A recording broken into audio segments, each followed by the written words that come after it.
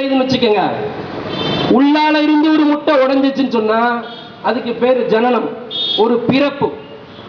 அதே முட்டையை நாம போட்டு மிதிச்சோம் வச்சுக்கோங்க, அதுக்கு பேரு மரணம். முட்டை உடைஞ்சிருக்கிறது உண்மை, அதுதான் ஆட்சி மாற்றம். உடைஞ்சது உள்ளிருந்து வந்திருந்தால் நாட்டுக்கு பிரயோஜனம், வெளியிலிருந்து உழைக்கப்பட்டிருந்தால் நாட்டிற்கு பிரயோஜனம் கிடையாது. இந்த ஆட்சி மாற்றம் ஜனனமா மரணமா? ஏன் யோசிக்கிறீங்க? ஜனனமா மரணமா? சத்தம் போட்டு சொல்லுங்க. அது கொஞ்ச நாள் கழிச்சு பார்க்கணும். இப்ப ரொம்ப சத்தமா சொன்னா நம்ம ஆயிரம் மரணம். உணவுத்துறை சுத்தி நிக்குது, இந்த பையதான் ஓன்னு ஓங்கி மரணம் சொன்னா, அந்த தாடி வச்ச சவத்த பையா உயரமா இருக்கான் பாரு, அவன் தான் போட்டோ போடுறா, அப்படியே ஸ்டில் எடுப்பான். நீ ஓவரா பண்றியா, உனக்கு மரணம் தான் அப்படின்னு சொல்லுவான். அது ஜனனமா மரணமான்னு இனிமேதான் பார்க்கணும். அது ஜனனமாக இருக்கும் பட்சத்தில் இந்த எஸ்டிபிஐ உன்னோடு தோல் கொடுக்கும். அது மரணமாக இருக்கும் பொழுது மரணமாக இருந்தாலும் சரி எதிர்த்து குரல் கொடுக்கும். எந்த காசு பணத்துக்காகவும் நாம் இல்லை என்பதைத்தான் நாங்கள் சொல்லி காட்டுகிறோம். எந்த வேலையும் செய்யல. மக்கள் மத்தியில் 2 கொல்லிக்கட்டை தான் இருக்குது. ஒன்னு பெரிய கொல்லிக்கட்டை, இன்னொன்னு சின்ன கொல்லிக்கட்டை. இப்படி பார்க்கறான், சொரியணும், வேற எதுவுமே இல்லை. 2ல ஒன்னதான் எடுத்து சொரிய முடியும். சுடிமேனா ஒன்னும் பண்ண முடியாது.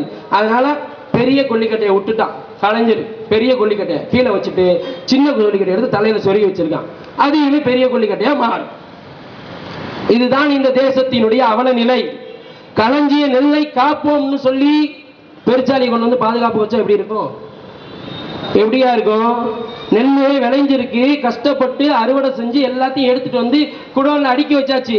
நெல்லை பாதுகாக்கிறதுக்கு ஒரு நல்லவனை கூட்டிட்டு போய் வெளியில போலீஸ் மாதிரி ஒரு ட்ரெஸ்ஸை போட்டு, ஸ்டாருக்கெல்லாம் இருக்காது சாதாரணமா, அவரு பேரு அவரையும் போலீஸ்காரன் நிறைய பேர் நினைச்சு பயந்துருவான். பேங்குக்கு போனா வாட்ச்மேன் நிற்பாரு, அவருக்கு சில நேரம் காக்கி ட்ரெஸ்ஸை போட்டிருப்பான். அங்க போய் கூட இப்படிதான் போறான். அவன் வாட்ச்மேனியா? போலீஸுக்கும் வாட்ச்மேனுக்கு வித்தியாசம் இல்லை. காக்கி சட்டையை பார்த்தாலே பயமா இருக்கு நம்ம பயிர்களுக்கு, மக்களுக்கு. அப்படிப்பட்ட இந்த காவலுக்கு அங்க கொண்டு வைக்கணும். பெருச்சாலி கொண்டு போய் எவனா வைப்பானா? கலைஞர் ஆட்சி காவலுக்கு பெருச்சாலியை வச்ச மாதிரி இந்த அம்மா பாலுக்கு பூனை கொண்டு வந்து நிப்பாட்டின மாதிரி, குடிக்கிற பாலுக்கு பாதுகாப்பா இரு அப்படின்னு சொல்லி பூனையை கொண்டு வந்து நிப்பாட்டினா எப்படி இருக்கும்? அத மாதிரி தலை எழுத்து ஒண்ணு அம்மா இல்லைன்னா ஐயா, இந்த 2ஐயும் தவிர வேற வழி இல்ல ஐயா என்ற நிலையில் இன்றைக்கு தமிழகத்தினுடைய தலையெழுத்து இருக்கிறது. இதற்கு மாற்றி இருக்கிறதா? கருப்பு எம்ஜிஆர் சொல்லிட்டு ஒருத்தர் குதிச்சு வந்தாரு, நான் தான் தமிழகத்தினுடைய அடுத்த முதல்வர் சொல்லி ஆடி ஆடி அடங்கிட்டாரு.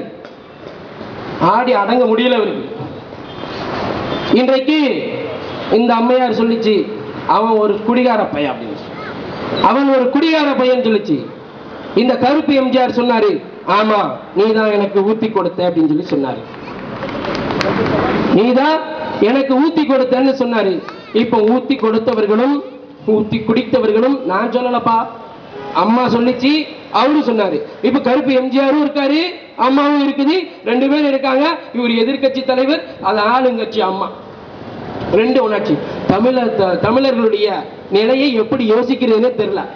ஒரு காலத்துல இதே அம்மையார், முன்னாள் கோமலவள்ளி, செல்வி ஜெயலலிதாவினுடைய ஒரிஜினல் பேர் தெரியுமா? கோமலவள்ளி. 5ஆம் கிளாஸ்ல ஹோலி கிராஸ் பள்ளிக்கூடத்துல மாம்பழத்துல படிச்சிடுச்சு. அதுக்கப்புறமா என்ன செஞ்சது? சர்ச் பார்க்கு கான்வென்ட்டுக்கு வந்துச்சு இந்த அம்மா. அது வந்து பழைய வரலாறு. இந்த அம்மா வந்துட்டு இருக்கும்போது முரசொலி மாறன் அவர் உச்சத்துல இருந்தார், அரசியல் வானிலே உச்சத்துல இருந்தார் முரசொலி மாறன். அப்ப அவர் சொன்னாரு, போற போக்குல தமிழ்நாட்டுக்கார பையன் வர்ற வரத்துல போற போக்குல ஜெயலலிதா முதலமைச்சர் ஆனாலும் ஆச்சரியப்படுறதுக்கு இல்லைன்னு அந்த ஆள் ஒரு தடவை சொல்லி இருக்கிறாரு. ஜெயலலிதா நடிகையாக இருக்கும் பொழுது போற போக்கில் தமிழ்நாட்டினுடைய முதலமைச்சராக ஜெயலலிதா ஆனாலும் பரவாயில்லைன்னு சொன்ன அவரால் முதலமைச்சர் ஆக முடியல. ஆனா அந்த மாதிரி இந்த அம்மாக்கு அந்த வாய்ப்பு கிடைச்சு போச்சு. ஏன் என்ன சொல்ல வரேன்னு சொன்னா, ஏதோ பக்தி மாதிரி உட்கார்ந்து இருக்காங்க இந்த எஸ்டிபிஐ. பின்னாடி ஒண்ணுமே இல்லையே, இவங்களுக்கு அறியப்பட்ட தலைவர்கள் இல்லையே, இவர்களுக்கு பின்னால மிகப்பெரிய பத்திரிகை இல்லையே, இவர்களுக்கு பின்னால மிகப்பெரிய தொலைக்காட்சி இல்லையே, இப்படி எதுவுமே இல்லாம இவனால ஆட்சி கட்டிலுக்கு வர முடியுமான்னு நீ நினைச்சுக்கிட்டு இருக்காதே. ஒண்ணும் இல்லாத நடிகை ஜெயலலிதாவால் ஆட்சி கட்டில் அமரும் பொழுது படித்தவர்கள் பண்பாளர்களாக இருக்கக்கூடிய நாங்களும் ஆட்சி கட்டிலுக்கு வருவோம். அதைத்தான் சொல்ல வரேன். எவன் எப்போ வருவானே தெரியாது.